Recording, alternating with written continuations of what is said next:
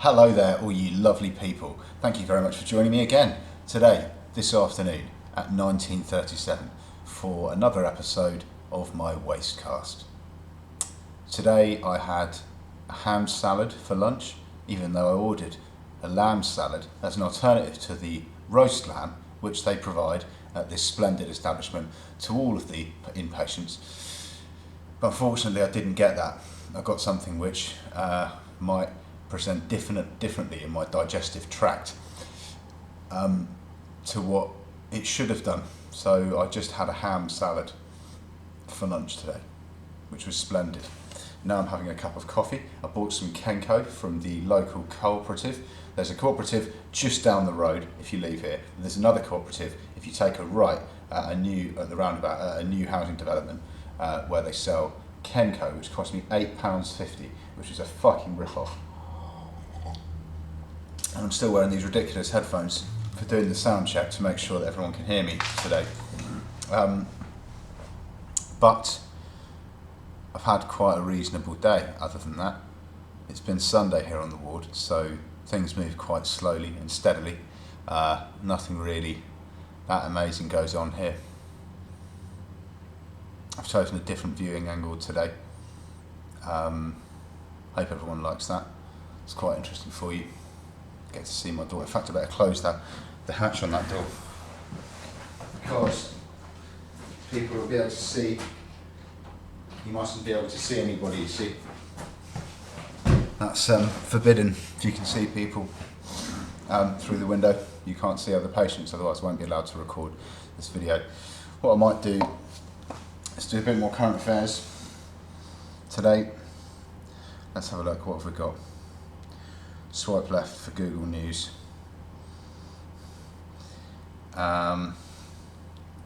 3 boats sunk after apparent coordinated orca attacks. That's really dark. 3 boats have been sunk by the orcas. Could you imagine getting attacked by an orca? That'd be fucking terrifying. I mean, I've had some pretty terrifying shit in the last 5 years. Yeah, I'm not going to make any qualms about that, but nothing as terrifying as, what's this? The Met Police to stop attending emergency mental health calls. That's quite an interesting one. I don't really know how I feel about that. I mean, the police doing 136s and 135s, under the Police and Criminal Evidence Act, the 135 and 136 carries the power of arrest, and police are doing these, by all accounts, increasingly more and more often. They're turning up to people with mental health crises. Some of these people are people that are suicidally depressed and need somebody with a bit of police training, but also need somebody with medical training, to be able to sort of almost, more like your hostage negotiator type, to talk people down from suicide attempts. I've spoken with street liaison teams that have got on one badge a police badge which says police, and on the other side it says council, like social worker or NHS, and they work with a team called street liaison. They come and assess you if they feel that you're having a bad time, which they felt I was at one point. I don't really know where I stand on that. I think that's a Guardian article from 1 hour ago. The police are going to stop attending emergency mental health calls. What do you think about that? Leave a comment. Tell me what you think. Prepare for pain. Britain's hurtling towards a new crisis, according to Telegraph 13 hours ago. Don't know what kind of crisis that is, a financial crisis, I believe. Labour plans a new curbs on migration and visas for foreign workers. Well, that's kind of shit for foreign workers, although our economy does rely on foreign workers. There's lots of people, typically unemployment amongst immigrants and unemployment amongst British-born nationals, I believe, in my uneducated opinion, is vastly disparate. So people who come here, if you could earn £5 a week cleaning toilets in Romania or Poland, then you wouldn't, or 500 quid a week sitting on the dole, you would be out cleaning toilets, and that is the equivalent, the wage disparate. Book more local jobs, only pay, that's an advert. Hypersonic hydrogen-powered jet cuts a trip from the US to Australia to 4 hours. It says there on my phone, hypersonic. Can I get it to work? No, you can just see it, yeah. I'll tell you what I could do. Let's do a little bit more social commentary. I don't think I'd like to go to Australia.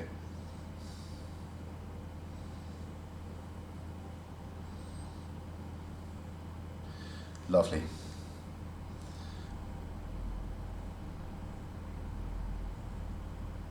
Bit more social commentary. Put my hotspot on, connect my Wi-Fi.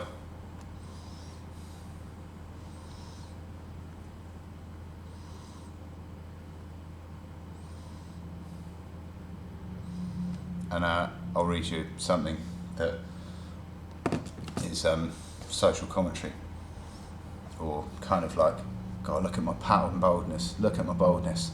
It's terrible, isn't it, guys? So I'll just put that back on, because hides 1,000 problems, that one. 5:45, right, what are we going to go for?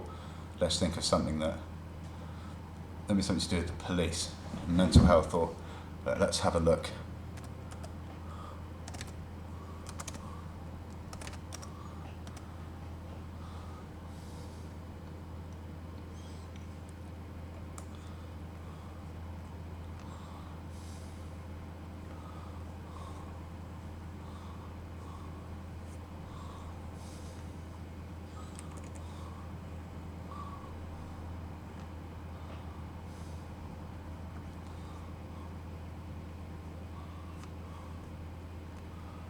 Let's just have a little look. Sorry, I'm just typing.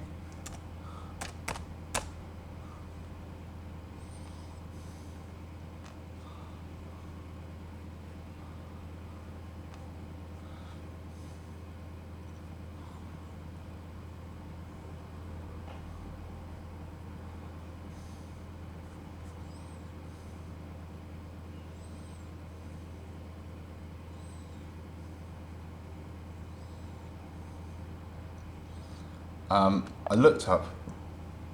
looked up dawn raids, because the last time I ever heard or anything from my father, except for when he passed away in 2013, was that he'd been raided with a bunch of other people in Maidenhead, and it was on the BBC News website. But I'm just going to read you an article on police raids. So a police raid is an unexpected visit by police or other law enforcement officers with the aim of using the element of surprise to seize evidence or arrest suspects believed to be likely to hide evidence, resist arrest, endanger the public or officers if approached through other means, or simply be elsewhere at another time. Various tactics are used by law enforcement in raids that often vary based on available equipment, situational factors, laws, and police powers. Types. There's a pre-dawn raid. A pre-dawn raid is a police tactic that involves police right before sunrise raiding a location in order to gain an upper hand in combat, receive an important document or file, or capture a specific person, and maybe a hostage or high political influence, or a dangerous person that poses a threat to the police. Pre-dawn raids usually occur during the early morning when most people are asleep. Police make a sudden entry into the premises or remain quiet to keep the element of surprise. Police often can catch their targets sleeping or unprepared, giving them the upper hand. A no-knock raid. No-knock raid, the type of police raid used under a no-knock warrant. No-knock warrants are controversial for various reasons and have seen increased use from the 1960s on. In many cases of armed homeowners, believing they're being invaded, have shot at officers, resulting in deaths of both sides. Anyway, I don't know if anyone that you know has ever been raided. My dad was in a raid. If you Google D'Orson McLeod, you can see that he was in a raid with lots of cocaine, as they say in the news, cocaine, cocaine and heroin. I've never taken heroin, and I don't think you should either. It's a disgusting drug, and it just makes you be sick all over yourself and look like shit. So if you'd like to participate in commenting on whether you've been the victim of a police raid, or if you've got any evidence of serious crime that you'd like to hand to the police or to me to mull over, just for the sake of it, to promote debate and discourse, then that'd be massively appreciated. Cheers. I'm going to take a selfie now. I'm going to post it on Facebook and tell everyone to watch my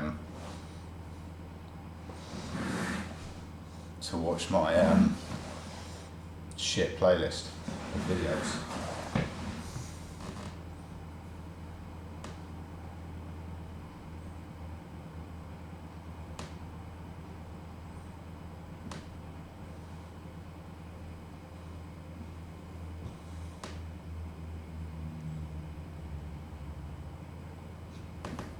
There we go. Put that on Facebook. There we go. Let's put that today.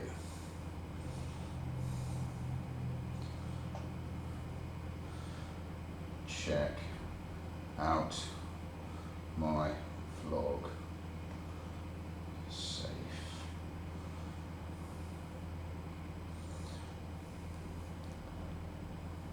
Post that onto Facebook there. Ba-dink. Right, this video is 10 minutes long. People, you've had plenty of time to appreciate my fantastic ramblings. It'll be Monday tomorrow. I'm going to try and get my medical legal scrutiny checklist. Oh, I'm too blurry. I'm all blurry.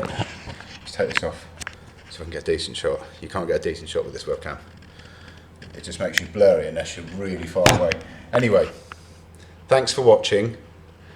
Tune back in tomorrow for more. Thank you and goodbye. Good evening.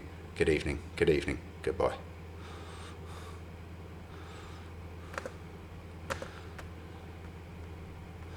That's a nice long ending where I couldn't press stop. That's really cringe, isn't it?